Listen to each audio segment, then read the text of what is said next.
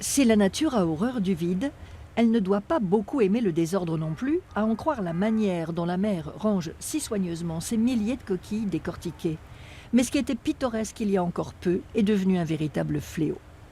Toutes ces coquilles décortiquées, il y a tout autour tout ce qui reste. On enlève la noix, on enlève éventuellement le corail, mais tout ce qui est autour est là au soleil, en plein air, ce qui provoque aussi, bien sûr, à la fois des odeurs, ce qui provoque aussi la venue d'animaux à proximité pour se nourrir.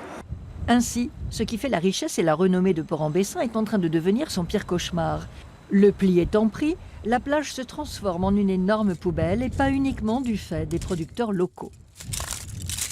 La camionnette est arrivée, c'était un bateau qui n'était pas de Port-en-Bessin d'ailleurs, et qui a mis des quantités très importantes de coquilles vides, et il y avait même dedans des canettes. Enfin bon, ça ne doit pas devenir la poubelle Oui, de la région. Ça devient une espèce Voilà. de décharge. Ça devient une sorte de décharge. D'accord. Bon, voilà, il faut savoir à un moment donné, effectivement, prendre des décisions qui s'imposent. Naguère, le syndicat de ramassage des ordures ménagères mettait des bennes à la disposition des producteurs, censés éliminer eux-mêmes leurs déchets.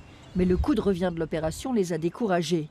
De nouvelles solutions sont à l'étude avec les marins-pêcheurs, qui risquent, depuis l'arrêté municipal, de lourdes amendes s'ils sont surpris à déverser leurs coquilles vides sur l'estran.